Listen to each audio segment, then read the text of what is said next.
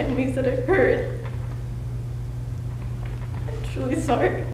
Through tears, a young woman says she's sorry to the families of 2 federal agents she crashed into, killing one and hurting another. She struck the 2 men on Miami Beach after a night of drinking. And today she entered a plea. Let's go to Local 10's Louis Aguirre joining us live now to tell us how many years, Louis, she could end up spending behind bars. Calvin, this story is heartbreaking on so many levels, of course, for the victims and their families, but also for this young woman, 23 years old, a student at FIU.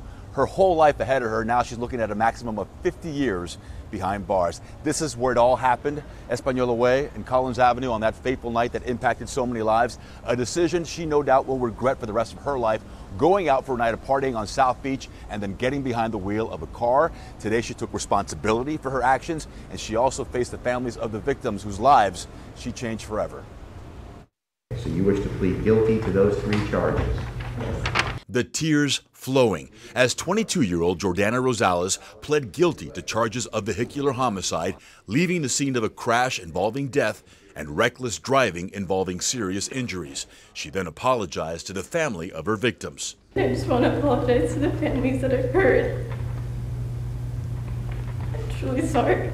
It's choices that were made, and it's bad choices, and it's just words right now. It all went down January 15, 2016 on South Beach. Police say 2 immigration and customs enforcement agents were in town on official business wearing plain clothes when they hailed a taxi on Collins Avenue near Espanola Way. As they spoke to the cab driver, Rosales, then 21, hopped the curb in the Mercedes she was driving, running the 2 agents down before taking off. One of the agents survived, but the other, Scott McGuire, died from his injuries at Jackson Memorial Hospital.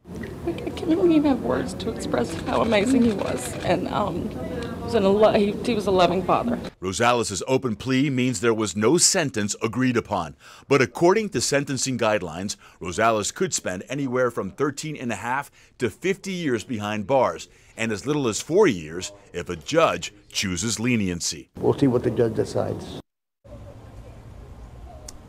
And Rosales will learn her fate when she is sentenced on November 29th. Coincidentally, that is the same date that her trial would have begun had she not pled guilty. For now, we're live on South Beach. Louis Aguirre, Local 10 News. We'll follow up on this. Louis, thank you. In tonight's Trump